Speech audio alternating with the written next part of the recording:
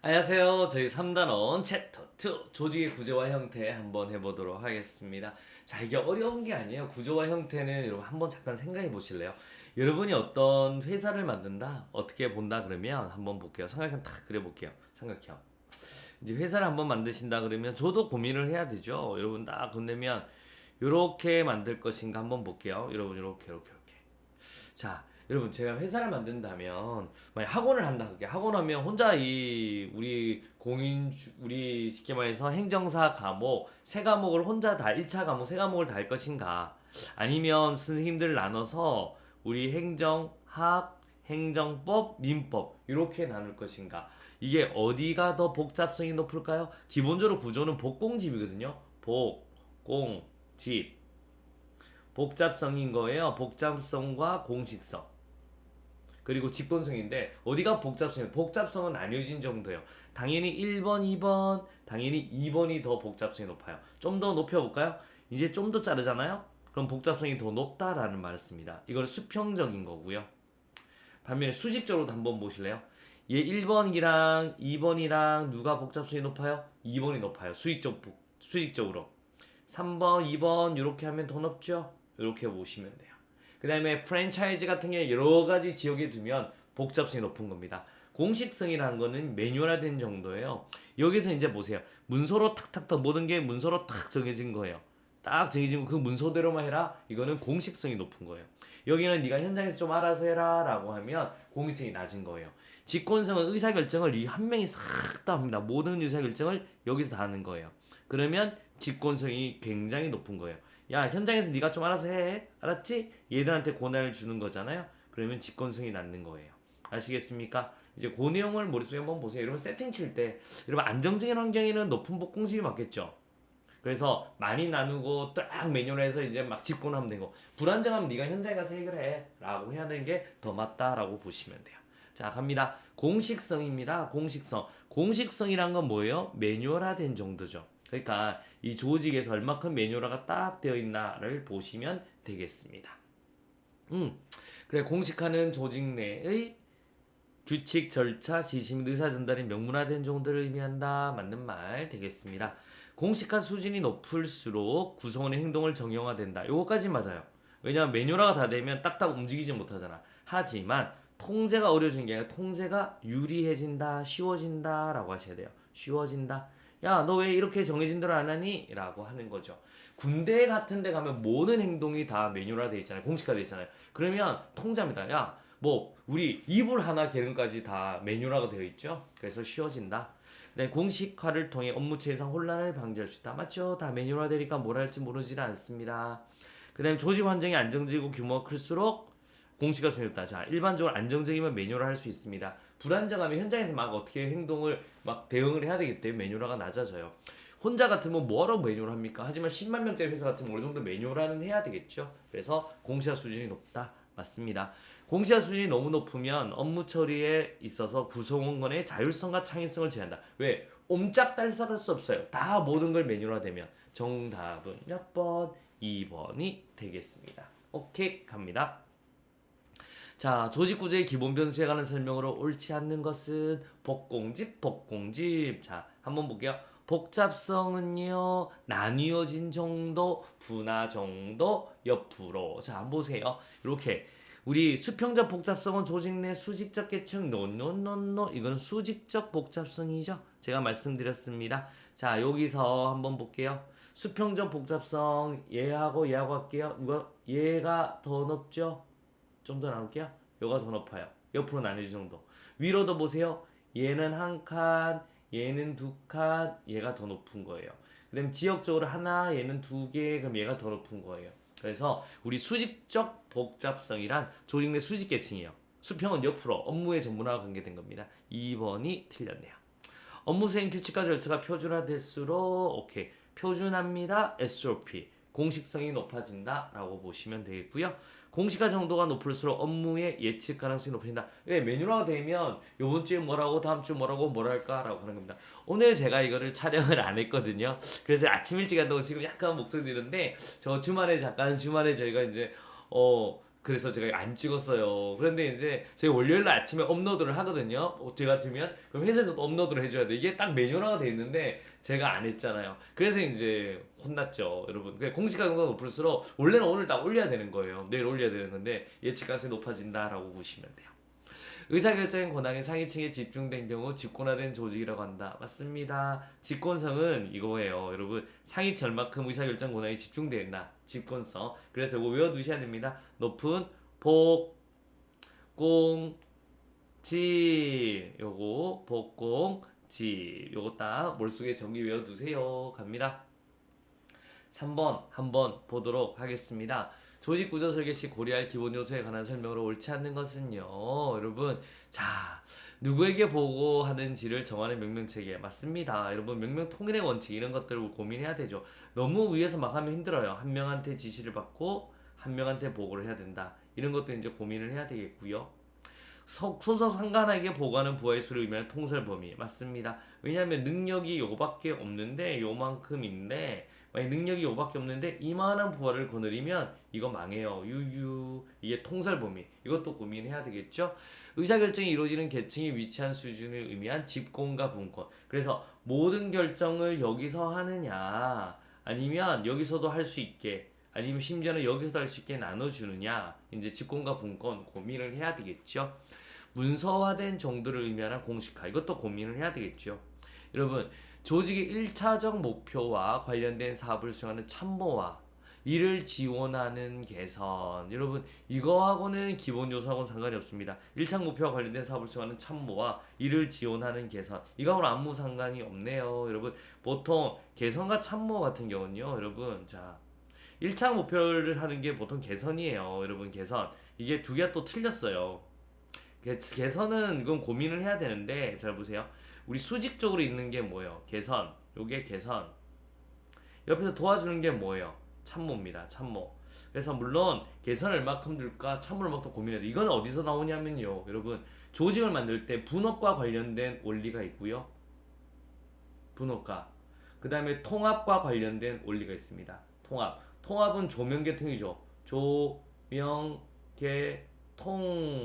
그 다음에 분업 같은 경우는 여기서 전문화, 그 다음에 공식화, 그 다음에 개선과 참모, 개선 대 참모, 오케이? 요런 것들. 그 다음에 이제 우리 요 정도 되겠습니다. 분업, 요 정도 한번 보시면 돼요. 그 다음에 전문성, 그 다음에 오케이, 자른 거 공식화, 개선과 참모로 둘 것인가, 부를 어떻게 만들 것인가, 이런 부서화, 이렇게 보는데 이것들이 전부 다 조직에 만드는 원리들입니다. 그런데 조직 1차적 목표와 관련된 업무를 하는 거는 개선이에요. 개선.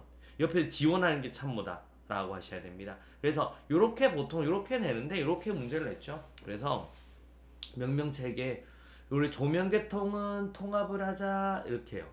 여러분 조종의 원리, 명명통일 원리, 계층제 원리, 통설범위 원리는 통합 관련된 원리고요. 전문성, 분업과 관련된 거죠. 공식화, 개선 참모, 부성화 이거는 분업과 관련된 원리. 그러니까 조직 설계할 때 이런 건 어떻게 얼마큼 분업을 할 것인가 어떻게 통합을 할 것인가를 다 고민해야 된다라고 보시면 돼요. 5번이 틀렸다라고 보시면 되겠습니다. 4번 옳지 않는 것 한번 해보도록 할게요. 여러분 자 분권화가 요구되는 상황으로 옳지 않는 것은 규칙과 절차 합리성 효율성 등에 신뢰한다. 이러면 이제 혼자 집권할 수 있는 거죠. 그래서 규칙과 절차의 합리성, 효율성에 대한 신뢰한다. 그럼 절차대로 효율성 이거는 옳지 않습니다. 이거 되면 혼자 집권하면 되는 거죠. 혼자 하면 되는 거죠. 조직에 속한 사회의 민주화니까 참여, 분권화 해야 되는 거죠. 자, 기술 환경이 격동적으로 변한다. 여러분, 그러니까 현장에서 바로바로 문제를 해결해야 되는 거예요. 집권화되면 여기서 모든 결정을 하게 되면 여러분 이제 여기서 보통 현장에서 하고 내용을 올렸다가 다시 지시를 받아야 되잖아요. 그럼 너무 느려요. 그럴 바에 현장에서 바로바로 야 네가 해결해라 라고 해버리면 빨리 해결할 수 있죠. 그래서 격동적인 변화, 민주화 이럴 때는 이제 분권화를 하는 거죠. 고객이 신속하고 대응적 빨리 하려면 분권화 여기서 바로 해결할 수 있어야 되잖아요.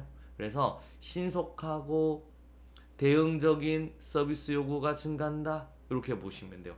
조직 구성의 참여 확대와 창의성 여러분 분권화 고난이 줘야지 창의성이 도고 참여 확대입니다. 맞네요. 그래서 규칙과 절차의 합리성과 효율성에 대한 신뢰를 하면 이건 집권성이 될 확률이 굉장히 많아요. 정답 몇 번? 1번이 되겠습니다. 자, 공공조직에서 막스 베버가 제시한 관료제의 주요 특징에 해당되지 않는 것은요? 라고 하셔야 되겠습니다. 갑니다.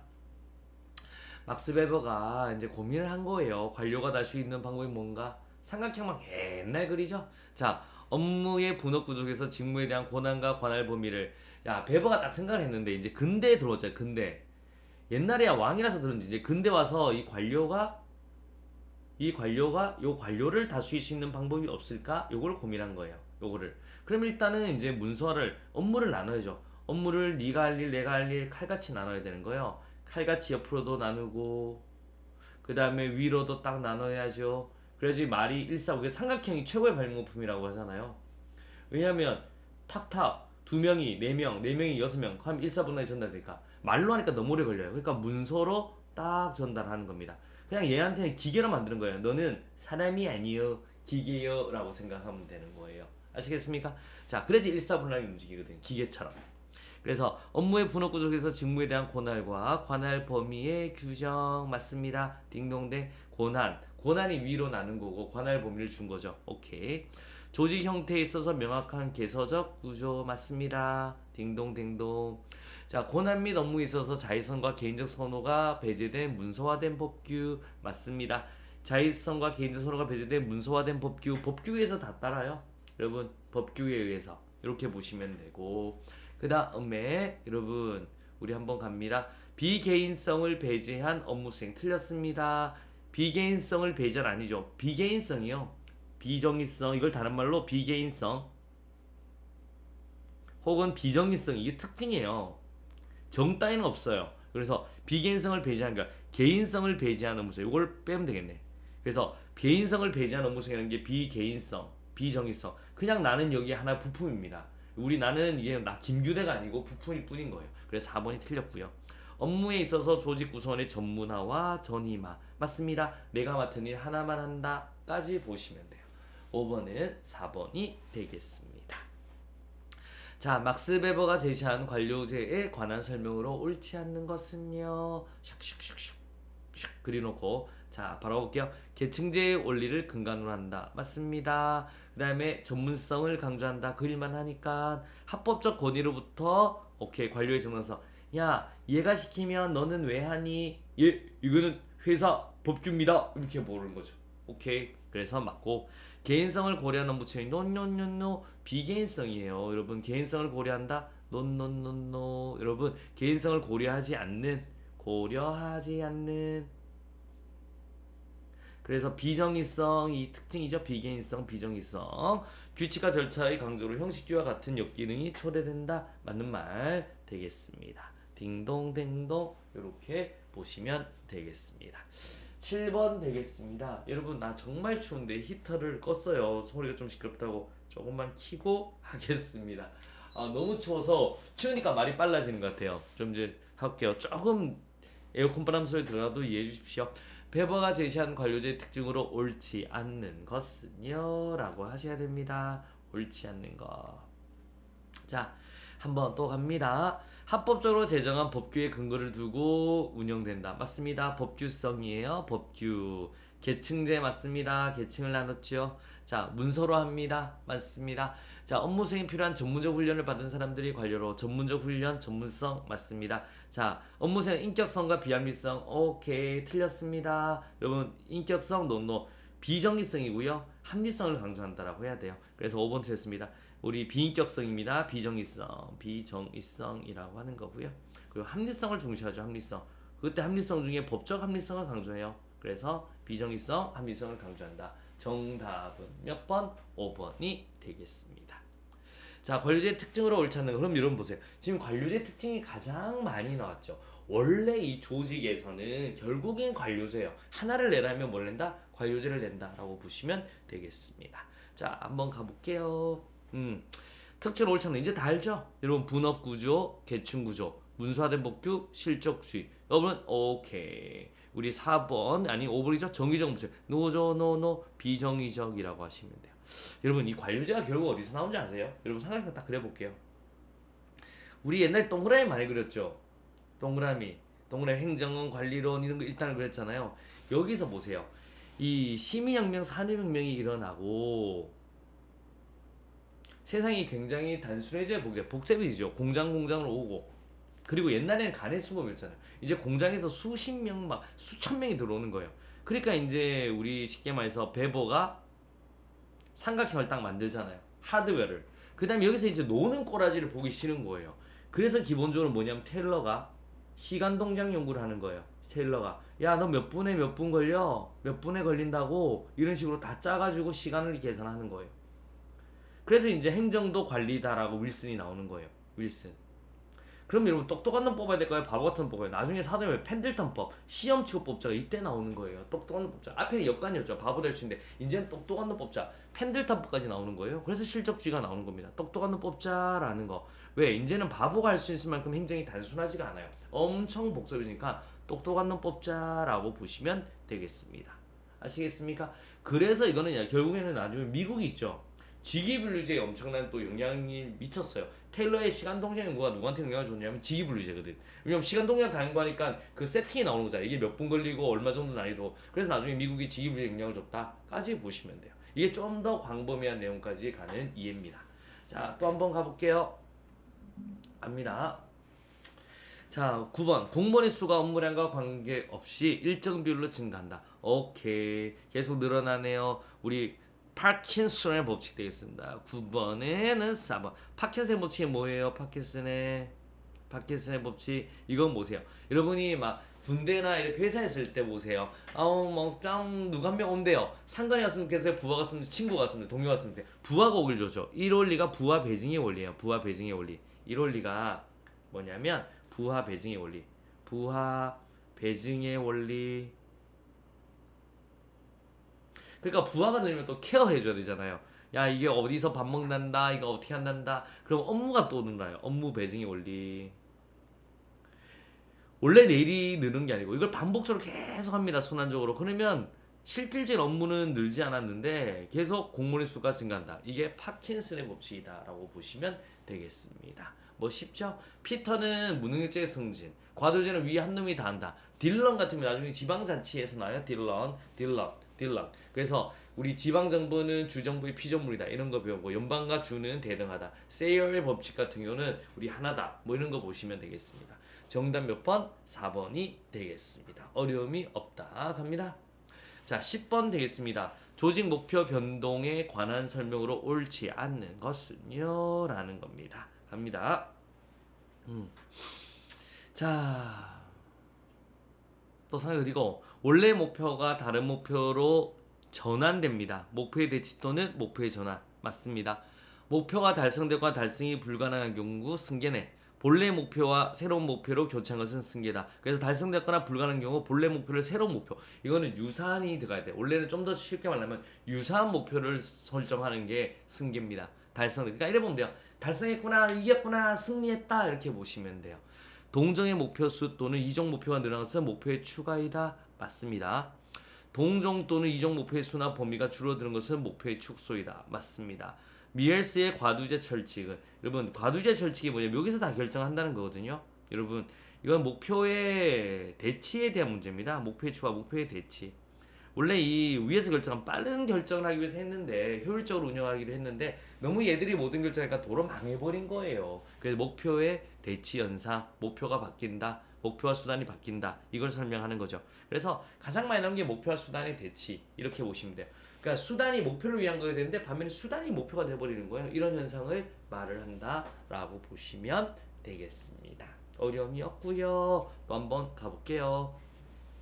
11번 행정조직에 관한 설명으로 옳은 것은요? 라고 하셔야 됩니다. 자, 위원회 조직은 결정 권한의 최종 책임이 가장장 한 사람에게 집중되어 있는 조직이다. 노노노노 틀렸습니다. 여러분 옛날 잘 보세요. 이 관료제는 전통적으로 여기 한 놈이 다 결정하죠. 그래서 문제가 생겨서 이제 위원회를 만드는 거예요. 위원회를.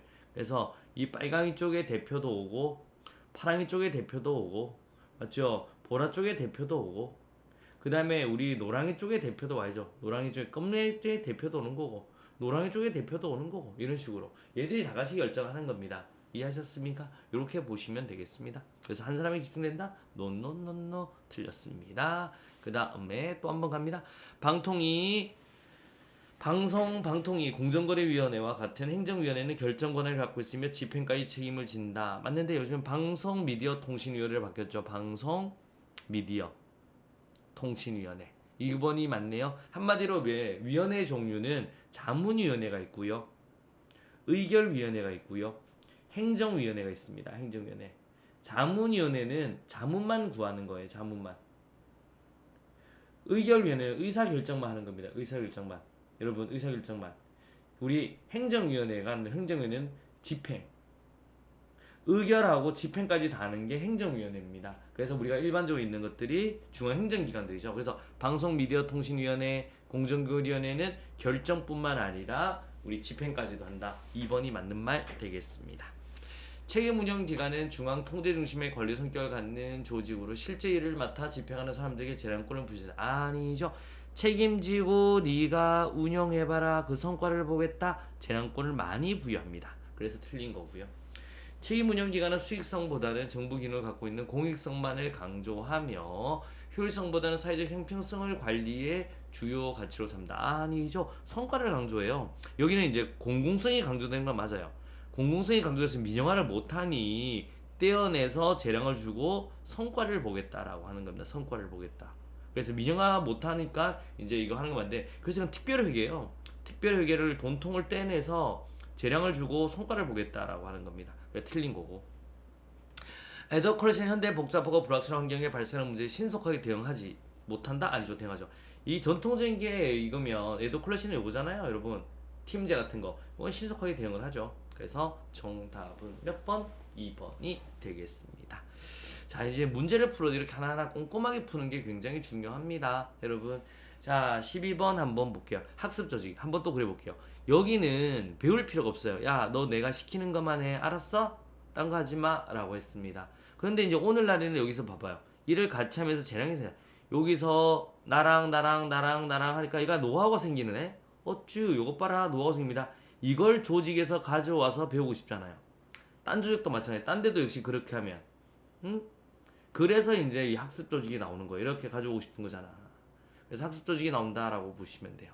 옳지 않는 것은요. 갑니다.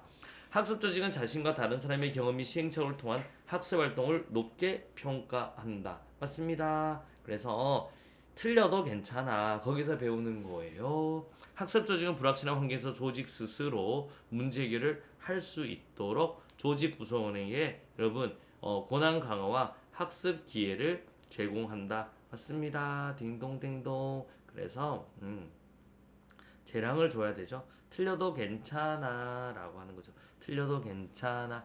자, 한번 가볼게요. 그래서 조직 스스로 문제 해결을 할 수 있도록 권한 강화 학습 기회를 준다. 괜찮아 라고 보시면 되고.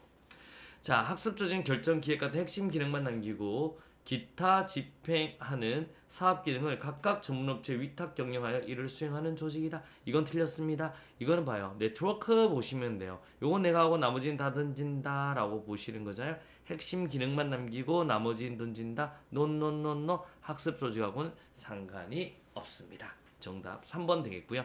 학습 조직의 변화를 위한 학습 역량 함량을 통한 미래 행동의 기반을 구축한다. 맞고요. 학습 조직은 관계 지향성과 집단적 행동. 왜냐하면 서로 알고 있는 노하우를 공유해야 되잖아요. 그러니까 관계 지향인 거고 집합적 행동을 장려한다. 왜? 공유를 해야 되니까. 그러니까 경쟁보다는 협동을 더 강조하셔야 됩니다. 정답은 3번이 되겠습니다. 갑니다. 자, 13번 한번 가보도록 하겠습니다. 갑니다. 옳지 않는 것은요. 리더의 사려 깊은 리더십이 요구된다. 맞습니다. 실수해도 괜찮아. 거기서 배우면 되니까. 고난 강화를 강조한다. 고난을 줘야 배우는 거죠. 수평적 구조의 팀으로 구성된다. 이유는 내가 알고 있는 노하우를 공유해야 되잖아요. 수평적 구조의 특징이 원활한 의사소통이잖아요. 그러니까 팀으로 구성된다. 맞습니다. 전체보다 부분을 중시한다. 아니죠. 개개인이 알고 있는 노하우를 왜 공유해야 되는 거예요, 여러분? 서로 이렇게 서로 늘어난 걸 공유하잖아요. 왜 하는 거예요? 전체를 위해서 공유하는 겁니다. 그래서 학습 조직이잖아요. 조직이 배우는 거예요. 그래서 4번이 틀렸다라고 보시면 되겠고요. 조직 구성원들은 조직에 공식적으로 접근할 수 있어요.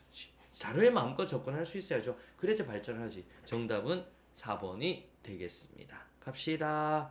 14번 되겠습니다. 여러분, 우리 국무총리 소속이 아닌 것은요. 국민권익위원회 맞습니다. 국무총리 기획기획 공정거래위원회 원자력안전위원회 금융위원회 국가과학기술자문회의 이거는 아니에요. 이거는 대통령 소속의 국가과학기술자문회인데 국무총리 소속의 행정기관도 아니에요. 그래서 행정기관은 법령 있는 게 딱 요것들이다라고 보시면 돼요. 됐나요? 갑니다. 위원회는 정답은 2번 되겠습니다. 나중에 이제 법령 특강 한번 해드릴게요. 여러분 시험 치기 전에 우리 정보제법 다 바뀌었죠? 법령 특강을 따로 한번 해드리도록 하겠습니다. 걱정하지 않으셔도 되겠습니다. 15번 되겠습니다. 현재 우리나라 정부 조직에 해당하지 않는 것은요. 지금 같으면 이건 정답 여러 개예요. 자, 고위공직자 범죄수사죠. 고공처 맞는데 국가보훈처 틀렸죠? 국가보훈부. 이것도 틀렸어요. 이제 뭐냐면 성평등가족부. 성평등가족부. 오케이? 이렇게 됐었습니다. 그럼 지금 2번, 3번 다 틀렸다라고 하셔야 됩니다. 갑니다. 16번 두겠습니다. 16번. 우리 법령 특강 다 해드릴게요. 걱정하지 마세요. 싹 정리해드릴게요. 중앙행정조직위원회 중 소속을 달리하는 위원회는요. 여러분 16번 또 갑니다. 공정거래위원회. 여러분 오케이. 이건 누구예요? 국무총리, 국민권익위원회, 국무총리, 금융위원회, 국무총리, 원자력안전위원회, 국무총리. 요건 해보자. 방송미디어. 미디어 한번 넣을게요. 방송미디어 통신회. 대통령입니다. 4번은 뭐라고? 이건 대통령. 이건 항상 외워두셔야 됩니다. 대통령 소속의 위원회는 방송미디어 통신회네요. 자, 정답 몇 번? 4번 되겠습니다. 꼭 알아두셔야 됩니다. 갑니다. 자, 정부 조직 체계에서 청 단위 기관과 소속 부처 연결로 옳은 것을 모두 골라라 라고 하셔야 되겠네요. 자, 갑니다. 환경부, 기상청, 산업통상자원부, 방위산업청 아니죠. 국방부죠. 틀렸습니다. 행안부, 소방청 맞습니다. 이제 특허청 틀렸습니다. 조국, 관통, 특허청. 이제 특허청 자체가 사라졌어요. 지식재산처로 바뀌어서 이게 지식재산처로. 지식재산처. 그래서 국무총리 소속으로 바뀌었습니다. 무슨 소속이라고요? 국무총리 소속. 그 다음에 해양경찰청 X, 해양수산부입니다. 그래서 X 되겠습니다. 정답은 몇 번? 1번이 되겠습니다. 갑니다.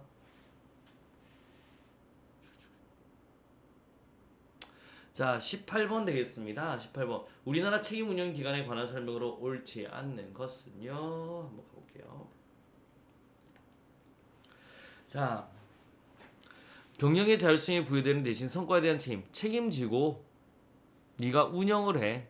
난 성과를 보겠어. 오케이? 이렇게 보는 겁니다. 그래서 맞는 말 되겠습니다. 자율성, 책임을 요구한다. 우리나라 책임운영기관 국립중앙극장, 국립현대미술관, 경찰병원 등이 있다. 맞습니다. 그 다음에 책임운영기관의 회계는 특별회계를 하여 예산운영의 자율성을 보장하여야 한다. 특별회계 오케이 일단 맞고 갑니다. 자, 특별회계를 하여 예산운영의 자율성을 보장해야 된다. 일단 한번 애매하니까 한번 놔두고 갑니다. 그 다음에 책임운영기관의 장은 공모를 통해 임기제 공모는 임용된다. 맞습니다. 그 다음에 한번 또 갑니다.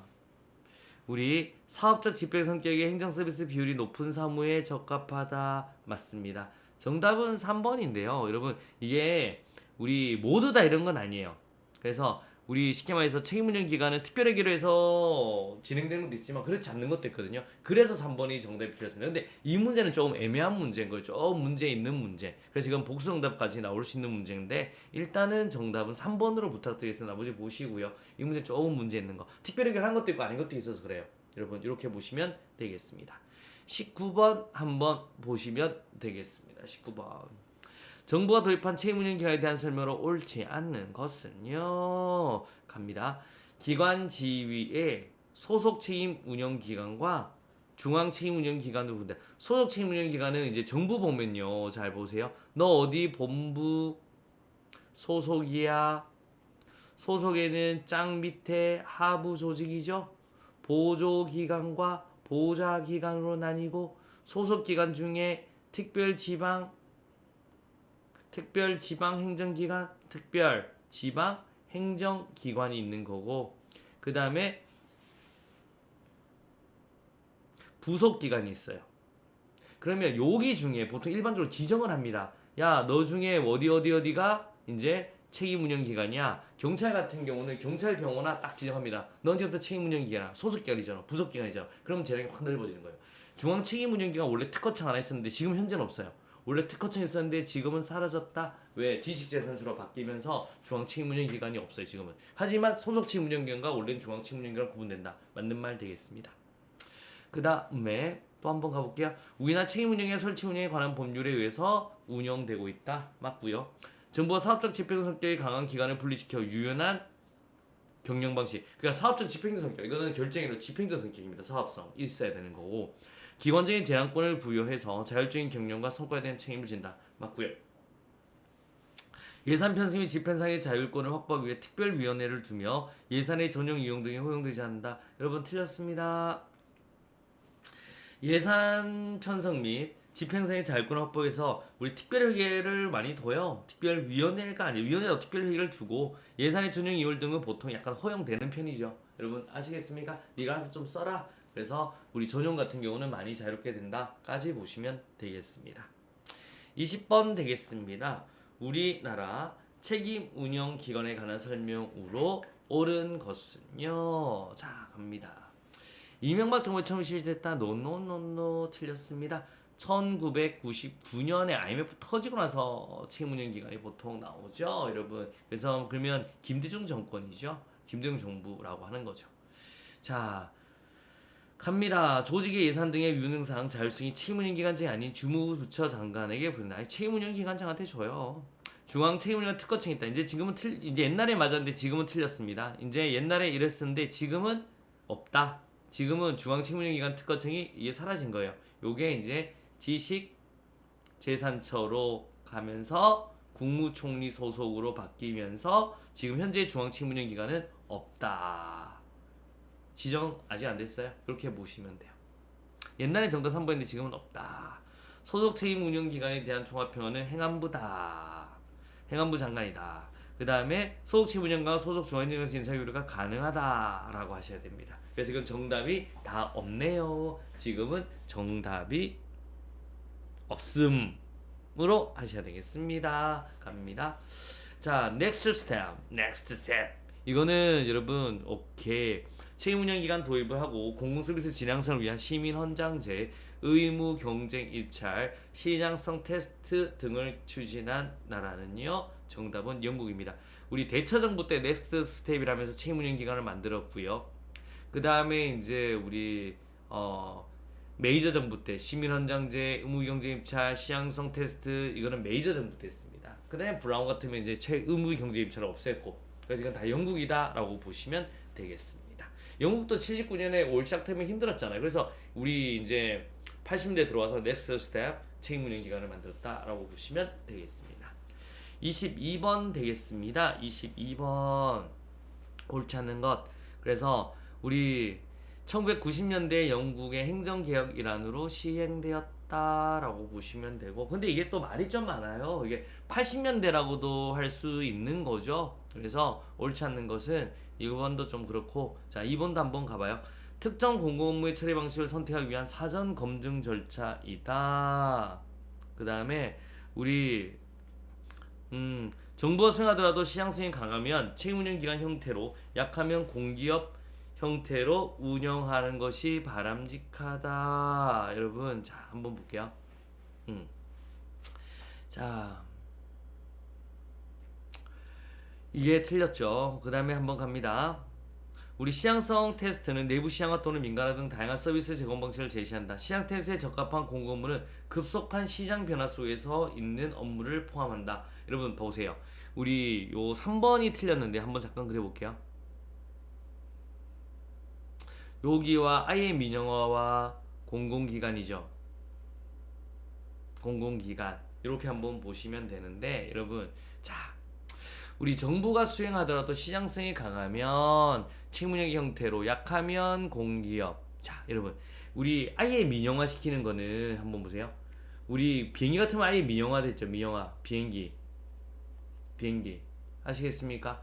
그 다음에 이제 우리 공공기관 같으면 코레일 같으면 공공기관, 코레일 공공기관. 근데 여기서 책임 경영 정부 기업하고 하고요. 정부 기업하고 책임 운영 기관들이 있으면 책임 운영 기관. 정부 기업 같은 우편 이런 게 이제 정부 기업이죠. 우편, 양곡, 조달.